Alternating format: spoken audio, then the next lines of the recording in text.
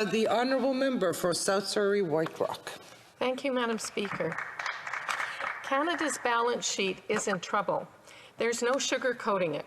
We are $1.1 trillion in debt and counting. What's more, that's $33,000 for every Canadian. This year alone, this government is set to spend more than $22 billion on interest payments to service that debt, estimated to balloon to $40 billion per year with this budget debt added in. We are in this hole in large part because of the pandemic.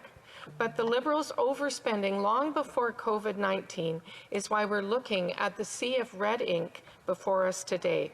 They left the cupboards bare. By next year, the Prime Minister will have added more debt since 2015 than all other Prime Ministers who came before combined. Sadly, the budget is yet to balance itself, and Conservatives have always known that this magical thinking was not the approach of a serious government that cares about the work, the hours that go into Canadians paying their taxes every year. Putting aside how we got here, my hope for this budget, the first tabled by the government in over 2 years, was a plan for steady growth, lasting job creation, and a more prosperous future for all Canadians. I also hoped it would lay out a clear vision of economic recovery and prosperity, attainable goals that leave no Canadian behind. What we have before us is not that. No, instead we get risky and unproven economic schemes, a 700-plus page document with no roadmap to reopen Canada's economy, and more than $100 billion in new spending on Liberal partisan priorities disguised as stimulus. The very definition of economic stimulus is spending that facilitates economic activity and growth. There is a difference between stimulus spending and just, well, spending.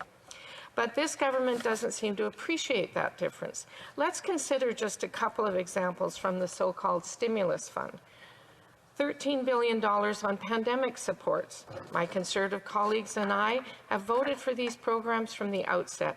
Many Canadians faced with unprecedented realities and public health restrictions need the help right now. More on this later, but that is not stimulus. $8.9 billion on the Canada Workers Benefit, a refundable tax credit for Canadians who make less than the threshold. Again, not stimulus. Don't just take my word for it. The independent, nonpartisan parliamentary budget officer said only $69 billion of this new spending, billed as stimulus, is really that, stimulus.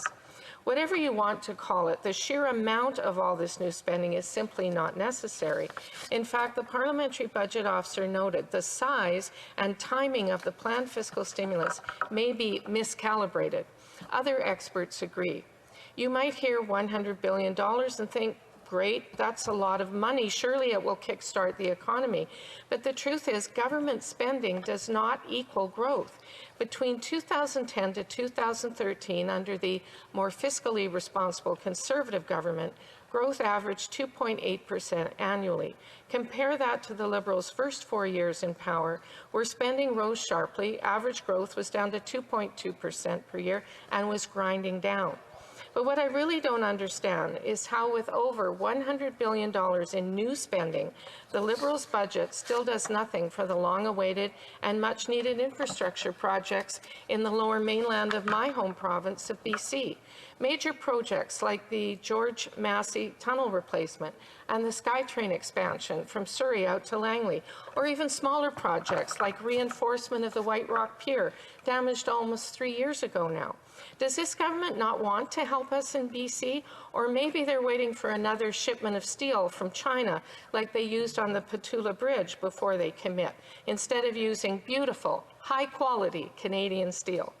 Much-needed infrastructure projects like this would not only create jobs overnight and stimulate the economy, but also make a lasting impact on the ability to transport people, goods, and services stretching from the U.S. border through several communities, up to Deltaport, the international airport, Vancouver, the North Shore, and beyond, all key to lasting growth and prosperity. A federal budget is supposed to be a plan for the people of Canada, our neighbours, our constituents. What do I mean by no Canadian left behind?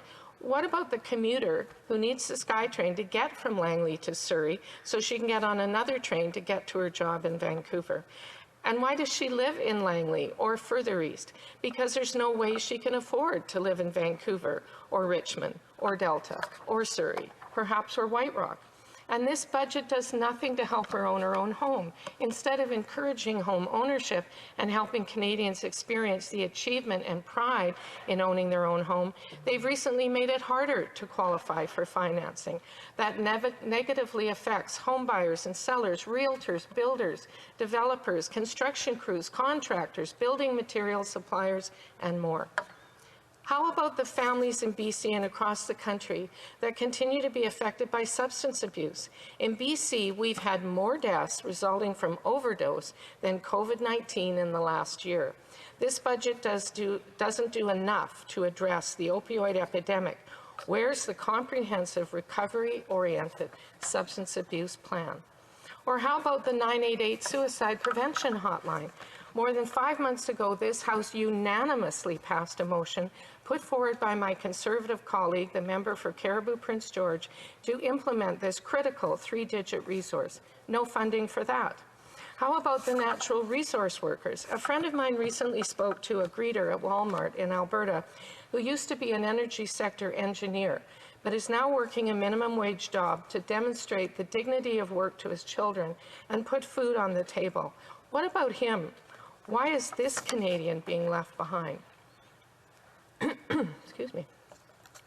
What about the travel agencies across the country, about 83% owned by women, who not only have had their incomes devastated, but have had their commissions pulled back when cruises and trips were forced to cancel? Why are these Canadians left behind? At a $100 billion price tag, you might have thought we'd see increased health transfers to the provinces, given the stress our medical system has undergone in the past 15 months, and repeated calls for this from the provinces, not included. Of course, budgets should not just be about spending. They should provide a clear plan for the future of our economy and how we're going to get there. This, amidst a pandemic, must include a plan for a data-driven, safe reopening. Conservatives put forward a motion for this in March, but it was voted down. Every time I meet with small business owners in my riding over Zoom, businesses like Kintyre in Surrey or Yuli's in White Rock, they have the same question. What metrics will be used to evaluate the situation and eventually allow them to reopen to full capacity? When will it be back to business as usual? Even with expanded patio space, they need to make investments just to reopen. They deal in perishables. You see, businesses need to plan for the future. They need to order inventory and schedule staff. They want reasonable notice, and they want to get back to doing the work they love. Before politics, I was self-employed in the practice of law, an entirely different business. But anyone who runs a business can appreciate the need to plan 3, 6, 9 months out. The government is not giving businesses the certainty they so desperately need right now. And even if it had to be adjusted given unforeseen circumstances, at least set out what Canada can expect and what yardsticks will be used to adjust. And when I speak to new businesses, they have an additional question: why not us? To be very clear, my Conservative colleagues and I have supported programs to help Canadians make ends meet during the pandemic from day one. In fact, we've often pointed out ways to improve programs, as we did with the rent subsidy, insisting the funds be paid to tenants, not landlords. I, for one, am glad the government listened. Another area for improvement that this budget completely ignores is the ability for newer businesses opened within the last 2 years to qualify for the same supports as their peers that have been open longer. I've spoken to the ministers about this, written to them, and we need to help them out.